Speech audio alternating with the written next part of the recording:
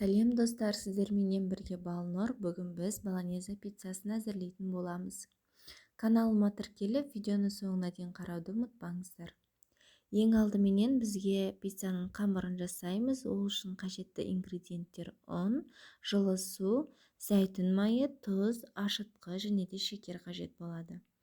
Ұнымыздың үстіне ашытқыны, шекер және тұзды қосып,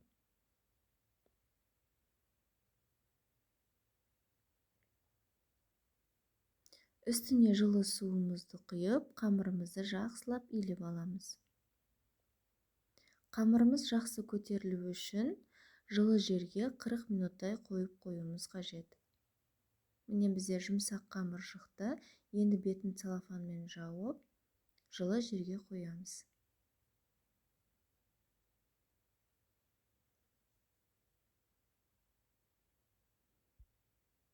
Енді бізге пиццаның соусын жасау қажет. Ол үшін бізге қажетті ингредиенттер: қызанақ, зәйтүн майы, тәтті паприка, орегано, тұз және де сарымсақ қажет болады. Табамызды ең алдымен отқа қыздырып, оның үстіне зәйтүн майын құйып, сарымсақты аздап қуырамыз. Қуырылған сарымсақтың үстіне блендерден өткен қызанағымызды құйып, тағы да жақсылап араластырамыз.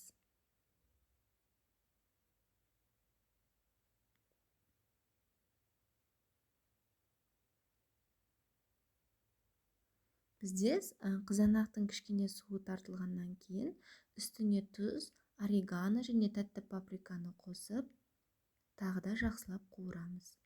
Табаның бетін жаппаймыз, осылай ашық күйінде қуыруымыз қажет. Соустың суы тартылды, бізде дайын болып қалды. Ендігі кезек бізде фаршын дайындау қажет. Ол үшін зәйтүн майын құйып, пиязымызды жақсылап қуырамыз. Одан соң оның үстіне фаршты қосып, піскенше қуырып аламыз. Бұл жерде бізде екі пиццаның салмасы әзірленіп жатыр. Егер сіздер қаласаңыздар, бір пиццаның соусын және фаршын қолданып, екінші пиццаныңкін 2-3 күн бойы мұздатқышқа салып қоя аласыздар.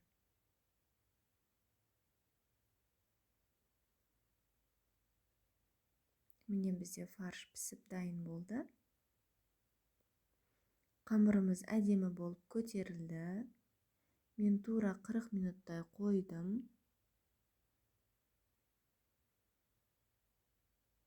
Өте сондай жұмсақ. Енді біз қамырымызды 2 бөлікке бөліп алуымыз қажет.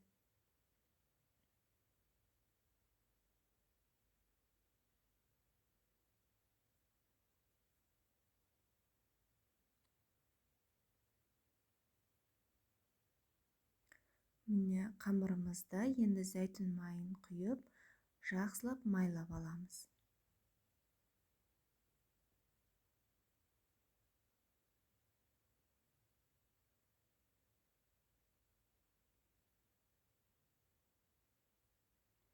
Мен қамырымды жаймас бұрын, ең алдымен астына пергамент қағазын орналастырып алдым.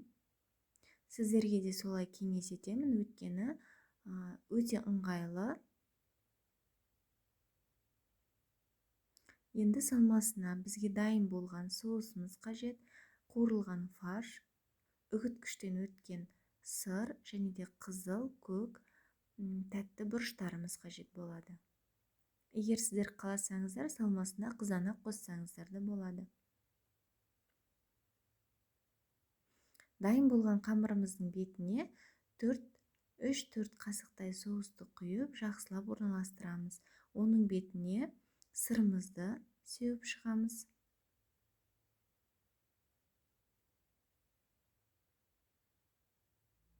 Енді фаршымызды орналастырамыз.